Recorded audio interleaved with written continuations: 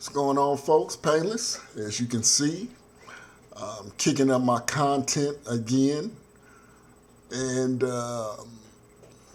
really, like I said, I feel that I'm really going to start going back to the days of old in terms of volume of work. It's been a busy year and a half, really. Very fruitful but busy, and now I feel like I have time to rest, in terms of focusing on content, as I've done before. But yeah, I'm going to dovetail on what I spoke about yesterday, and how people are trying to cancel Ice Cube, and and I'm going to put that. Periodically, I'll jump into that. But I just want to talk about, many of you all heard me talk about volume versus quality, versus quantity in the so-called black community in terms of men. The most obvious thing to say when we look at the so-called black community and some of its ills is what about the men?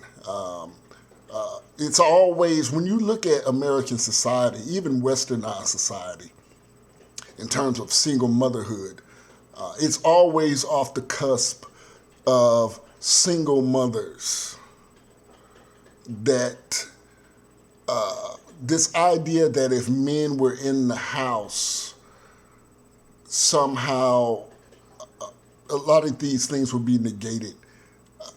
It's single mothers, not, how do I want to say this? It's never just a woman by herself. You don't hear single fathers. You always hear single mothers. Yet, the child may not be with the father, but he's deemed as someone who isn't a part of the process, a part of the picture, even though theoretically they're both single. But you never hear the word single fathers, really. We all know that women choose to have children, ultimately. Women are, and it's set up like that in our legal system, in which men don't have the real choice in deciding who, if he wants to have a child. We know that many of those that have dealt in more male-centered topics, that's just my coffee maker going off back there. I'm making me some more if you hear that. Anyway, we know that if you delve in kind of like the male aspect of things in terms of politics, in terms of this where society is going, not only here but abroad, there's over 36 forms of birth control for women, I believe, either over 30. Yet there's really only two for men, either vasectomy or you wrap it up.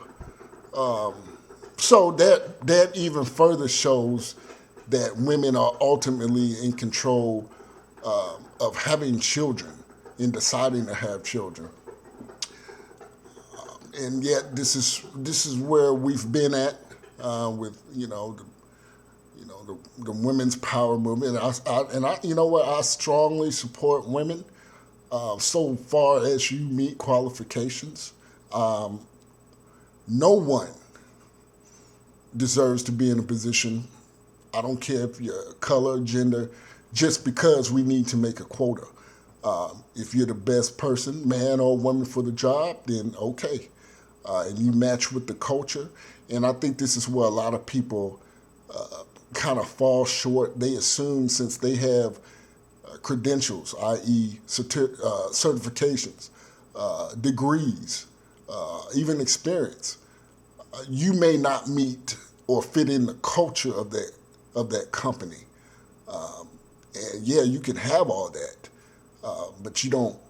Culturally, the culture of our company, our office or department, you won't fit in. And I've learned that as well too along the years.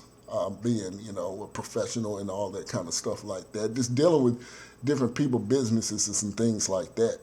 So, but yeah, women, you decide to have children. And I translate all that to the so-called black community. There we know that there are incentives for having illegitimate children. And we see this not only in the so-called black community, we're seeing this across all ethnic, Hispanics, blacks, Caucasians, Asians. We're seeing this all over. This is nothing that is just problematic in the so-called black community. It's an epidemic. But I'm speaking on the so-called black community. There are tons of black men in said community. Tons. But the quality of men in the so-called black community, the quality of men in the so-called black community is somewhat scarce. And it made me think about what David Carroll said in terms of, you know what, you brothers really don't give me a lot to work with.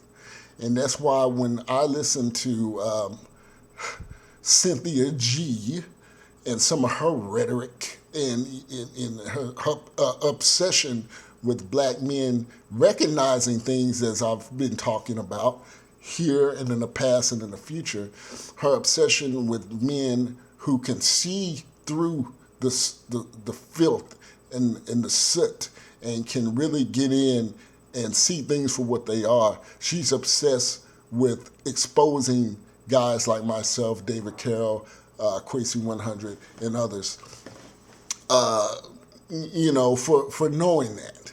I did a video maybe a couple months back in which I talked about the young black lawyer who he graduated law school, and how he, rightfully so, giving himself props on Instagram and saying that he's the prize. He's the prize, rather. And I said, good for him. And in fact, he is the prize. I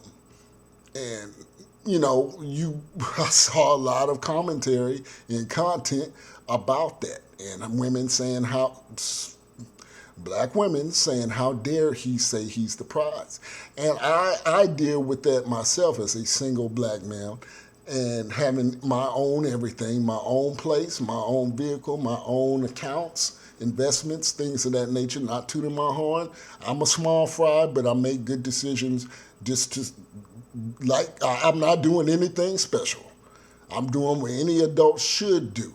But I find that women, especially black women, they kind of low-key throw shade and gloat at you when you have that. And see, this is the thing. When I've been dealing with black women, black women are in competition with black men. I'm just going to say that. A lot of them are in competition. A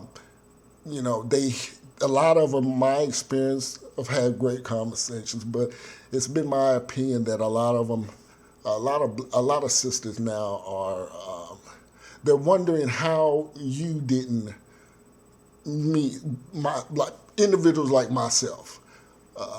How did you get where you at? And I've spoken about Negroes in which you try to do things like Ice Cube is doing. What black folks do is they always say, well, how are you privy to this information? Who is you? You ain't nobody special, nigga. How did you get this information?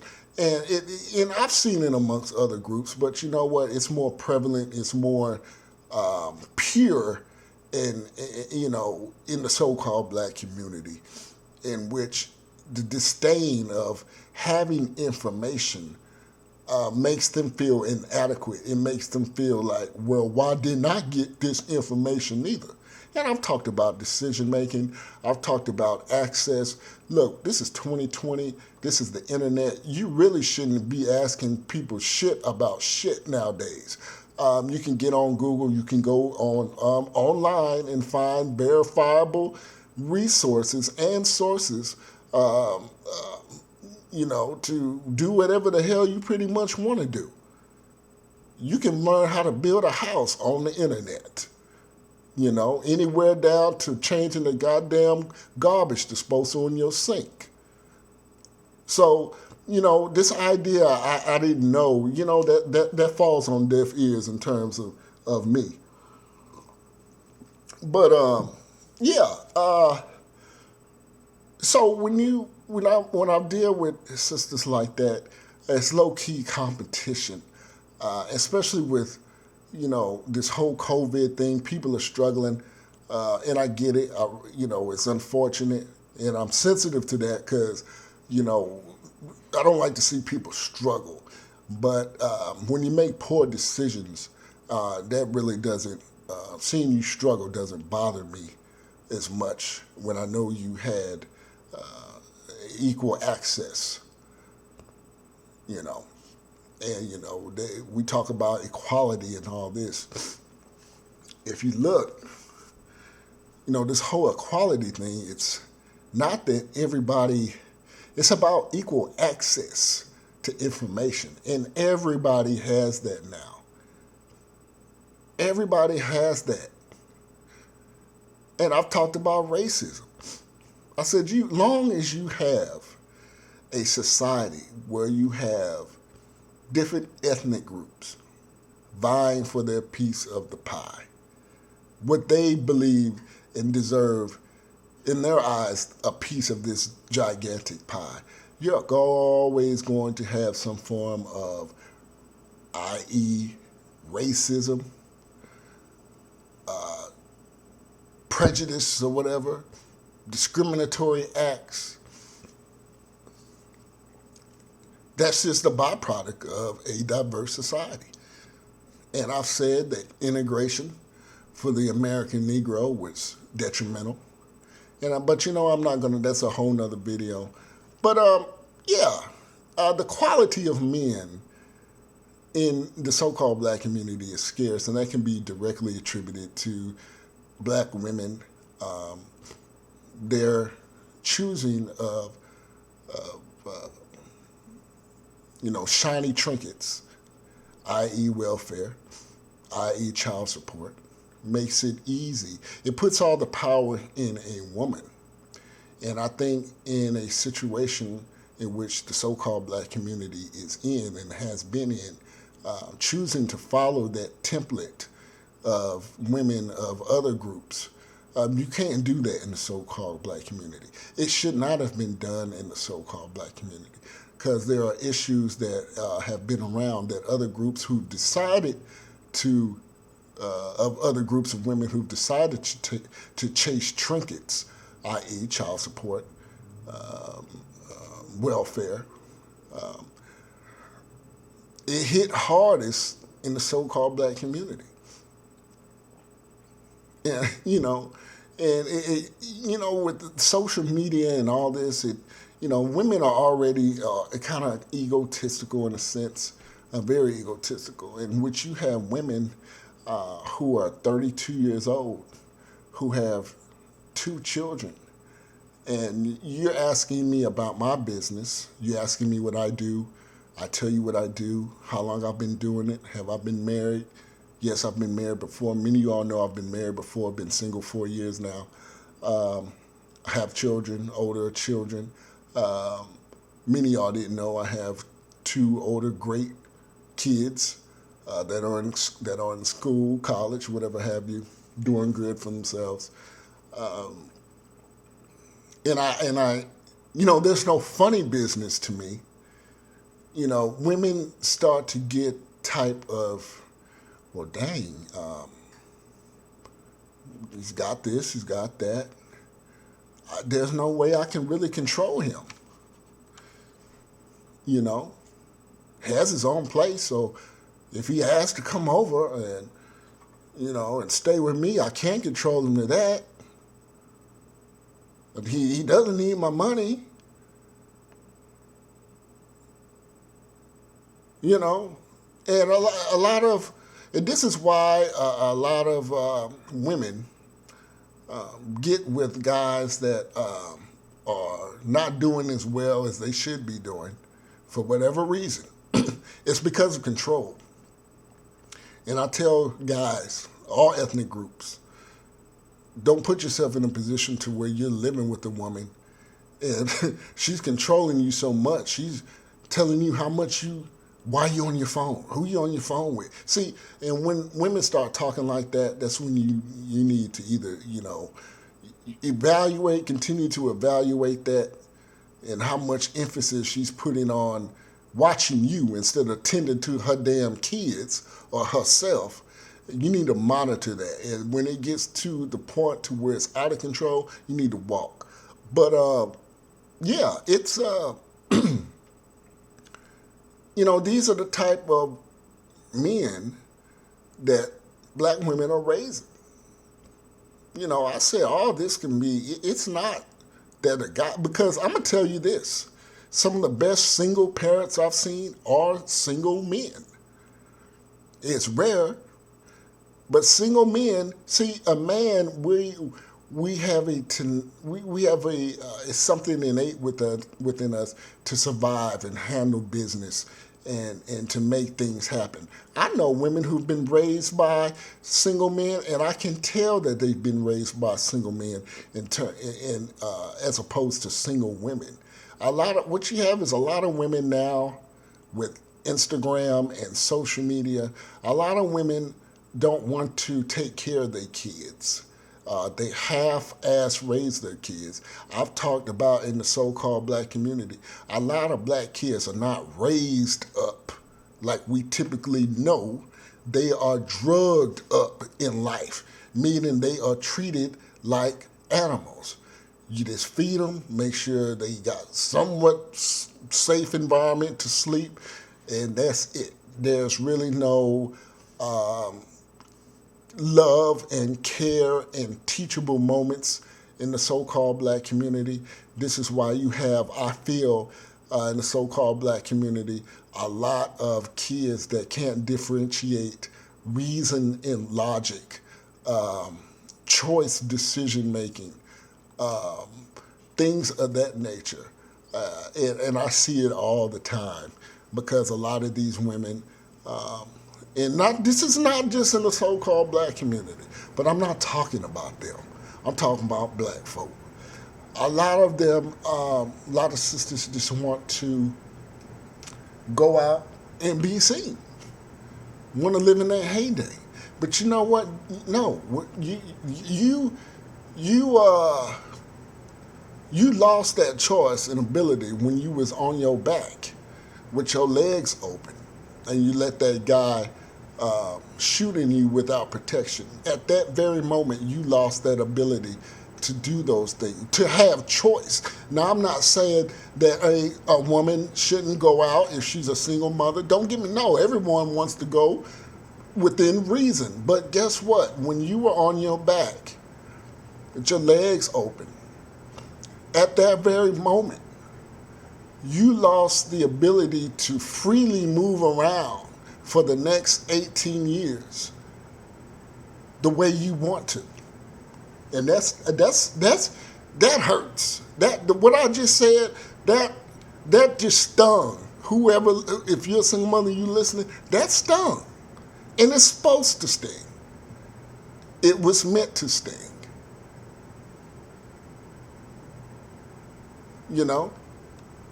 And, it is what it is, folks.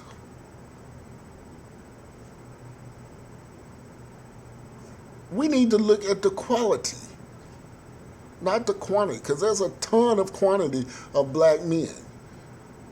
And the results are from the so-called single mothers of the black community that perpetuate. We know that a culture or a community can get no higher than the moral compass of a woman, because y'all are the first teachers, the nurturers, and that's becoming a thing of the past in westernized society, where women are trying to compete with men, like I just said about how many sisters I meet, and it becomes a silent competition. where they tout their degrees. I can't tell you how many sisters I run into and they telling me how many degrees I got and all this stuff. But you're driving for Lyft all night, then coming home tired going to your second job. What is them degrees doing for you? Other than you throwing them in my face, having this silent competition. I'm just trying to get to know you. You're in competition with me. You're wondering, how did this brother get to where he at? He's supposed to have some record. How many kids you got? That's on me. You ever been? Are you single? You sure you single?